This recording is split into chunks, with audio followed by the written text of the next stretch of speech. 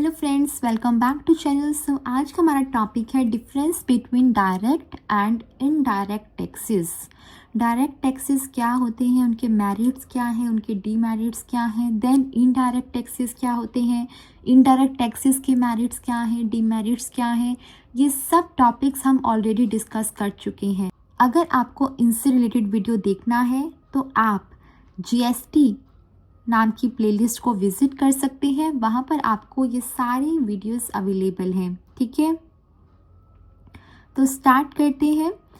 सबसे पहले हमारे पास यहाँ पर मैं आपको बताना चाहूँगी कि 3 कॉलम गिवन है, जैसा कि आप स्क्रीन पर देख भी सकते हो। ठीक है, सबसे पहला जो हमारा कॉलम है उसमें क्या गिवन है, बेसिस, मतलब कि बेसिस ऑफ डिफरेंस क्या रहेगा। सेकंड कॉलम में गिवन है डायरेक्ट टैक्सेस और थर्ड कॉलम में गिवन है इनडायरेक्ट टैक्सेस। ठीक है, तो स्टार्ट करते हैं। सबसे पहला जो यहाँ पर बेसिस ऑफ डिफरेंस गिवन है वो क्या है, टैक्स इंसिडेंस। ठीक है, टैक्स इंसिडेंस का मतलब आई होप सो आपको क्लियर हो गया है। टैक्स इंसिडेंस क्या होता है, टैक्स इंसिडेंस हमें बताता है कि कौन जो है अल्टीमेट बेयरर है टैक्स बर्डन का, कि अल्टीमेटली किसकी पॉकेट में से पैसा निकल के गवर्नमेंट के पास जाएगा।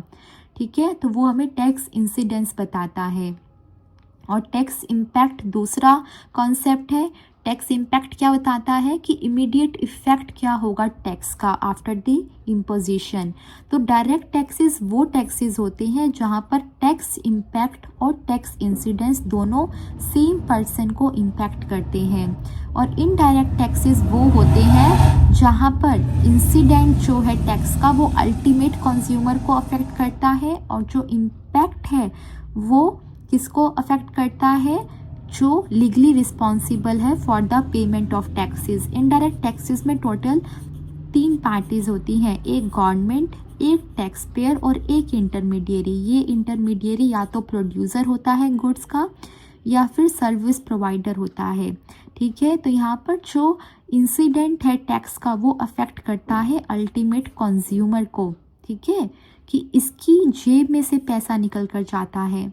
ठीक है, और जो टैक्स इम्पैक्ट है मतलब कि जो इमीडिएट इफेक्ट है टैक्स का वो सबसे पहले जो है फॉल करता है ऑन द प्रोड्यूसर और द सर्विस प्रोवाइडर। ठीक है, तो यहाँ पर 2 डिफरेंट पर्सन को जो है अफेक्ट किया इंसिडेंट ने और इम्पैक्ट ने। But in the case of direct taxes the impact and incidence falls on one and the same person. तो ये था पहला डिफरेंस। सेकंड डिफरेंस यहाँ पर क्या लिखा है, लेविड ऑन, कि किसके ऊपर जो है ये टैक्सेस इम्पोज किए जाते हैं। तो जो डायरेक्ट टैक्सेस हैं ये इम्पोज किए जाते हैं ऑन इंडिविजुअल्स, और जो इनडायरेक्ट टैक्सेस हैं ये इम्पोज किए जाते हैं on the goods and services. ठीक है, थर्ड क्या है, collection of tax. Direct taxes के केस में जो कलेक्शन है वो डिफ़िकल्ट है। Why, because of the practice of tax evasion. मैंने आपको बताया है टैक्स इवेशन ये जो प्रैक्टिस है काफ़ी प्रिवेलेंट है इंडिया में। यहाँ पर लोग क्या करते हैं, टैक्स की पेमेंट से बचने के लिए जानबूझकर जो है अपनी सारी की सारी इनकम को रिवील नहीं करते हैं ताकि उन्हें कम टैक्स की पेमेंट ही करनी पड़े। तो ये एक इलीगल प्रैक्टिस है। ठीक है, जो नहीं करनी चाहिए, बट ये देखी जाती है। और इसीलिए डायरेक्ट टैक्सेस की जो एडमिनिस्ट्रेशन है, उनकी जो कलेक्शन है वो डिफ़िकल्ट हो जाती है। और इन the case of indirect taxes जो कलेक्शन है वो ईजियर है। क्यों, क्योंकि यहाँ पर जो है हमारे पास टैक्सेस जो है इन the case of flat rate है जो कि मिक्स कर दिए जाते हैं in the price of product and services. Next हमारे पास जो बेसिस ऑफ डिफरेंस है वो क्या है, वो है शिफ्टिंग।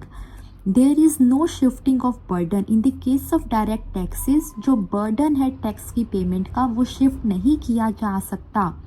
ठीक है, क्योंकि यहाँ पर 2 ही तो पार्टीज हैं, एक गवर्नमेंट और एक tax payer. Government tax impose करती है और टैक्स पेयर जो है उसकी पेमेंट करता है। और अगर हम बात करें इनडायरेक्ट टैक्सेस की तो यहाँ पर जो बर्डन है वो शिफ्ट किया जा सकता है टू द अल्टीमेट कंज्यूमर। यहाँ पर टोटल 3 पार्टी होती हैं, गवर्नमेंट, प्रोड्यूसर या फिर सर्विस प्रोवाइडर, और तीसरा हमारे पास कस्टमर। तो यहाँ पर जो हमारा प्रोड्यूसर है उसके ऊपर गवर्नमेंट टैक्स इम्पोज करती है, और ये जो प्रोड्यूसर या सर्विस प्रोवाइडर है ये आगे जो है पास ऑन कर देता है burden to the ultimate consumer, मतलब कि अल्टीमेटली जो पैसा है वो कंज्यूमर की पॉकेट में से निकलता है। ठीक है।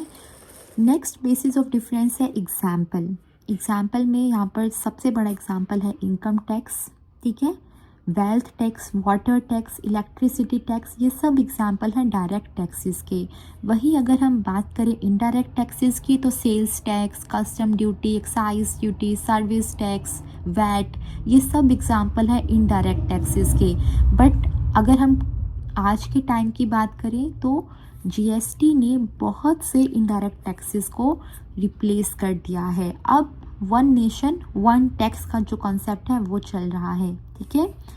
नेक्स्ट हमारे पास जो बेसिस ऑफ डिफरेंस है वो क्या है, डिस्ट्रीब्यूटिव इफेक्ट, कि जो हमारे डायरेक्ट टैक्सेस हैं वो प्रोग्रेसिव होते हैं नेचर में और ये इनइक्वालिटीज़ को रिड्यूस करते हैं। कैसे, मैंने आपको बताया था पहले भी कि यहाँ पर हमारे पास इनकम टैक्स स्लैब्स होती हैं कि जो रिच है, मतलब जो ज़्यादा इनकम रखता है अपने पास, उसको ज़्यादा टैक्सेस पे करने पड़ते हैं और कम इनकम वाले को कम टैक्सेस पे करने पड़ते हैं। ठीक है। और इनडायरेक्ट टैक्सेस में क्या होता है, ये रिग्रेसिव है नेचर में। बहुत सारे ऐसे कमोडिटीज़ हैं जिन पर गवर्नमेंट ने एक फ्लैट रेट जो है टैक्स का इम्पोज कर रखा है और फिर चाहे रिच हो चाहे पुअर हो, डजेंट मैटर, अगर उसे उस कमोडिटी को प्रोक्योर करना है, परचेज करना है, कंज्यूम करना है तो उसे टैक्स की पेमेंट करनी ही पड़ेगी। इसीलिए ये कह रहे हैं कि जो इनडायरेक्ट टैक्सेस हैं वो वाइडन करते हैं the gap of inequalities. Last basis of difference यहाँ पर गिवन है एडमिनिस्ट्रेटिव कॉस्ट। जो एडमिनिस्ट्रेटिव कॉस्ट है वो ज़्यादा होती है डायरेक्ट टैक्सेस की और इनडायरेक्ट टैक्सेस की लेस होती है। क्यों ज़्यादा है वो डायरेक्ट टैक्सेस की, वो ज़्यादा इसीलिए है डायरेक्ट टैक्सेस की क्योंकि जो डायरेक्ट टैक्सेस की कलेक्शन है वो इन्वॉल्व करती है complex calculations based on income brackets.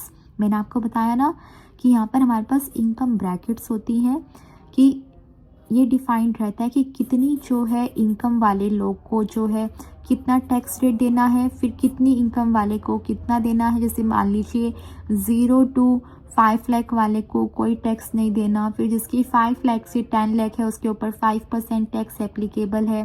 तो इस तरह से यहाँ पर इनकम ब्रैकेट्स होती हैं और कुछ डिडक्शंस होती हैं, एग्जाम्पशंस होती हैं। तो वो सब के अकॉर्डिंग जो है टैक्स की एडमिनिस्ट्रेशन करनी पड़ती है बाय द गवर्नमेंट। ठीक है। और बाय द टैक्स अथॉरिटीज़। इसीलिए यहाँ पर कह रहे हैं कि जो डायरेक्ट टैक्स की एडमिनिस्ट्रेटिव कॉस्ट है वो ज़्यादा है in comparison to that of indirect taxes. क्योंकि इनडायरेक्ट टैक्सेस के केस में तो टिपिकली एक फ्लैट रेट होता है जो कि प्रोडक्ट या सर्विस के परचेज प्राइस में जो है ऐड कर दिया जाता है। ठीक है। तो आई होप सो आपको जो मैंने अभी डिफरेंसेस समझाए वो आपको समझ में आए होंगे। अगर आपको ये वीडियो अच्छा लगा है, आपका टॉपिक क्लियर हो गया है, तो वीडियो को लाइक करना, वीडियो को शेयर करना और चैनल पर नए आए हो, अभी तक चैनल को सब्सक्राइब नहीं किया है, चैनल को सब्सक्राइब करना मत भूलना। Thank you very much watching this video. Bye bye.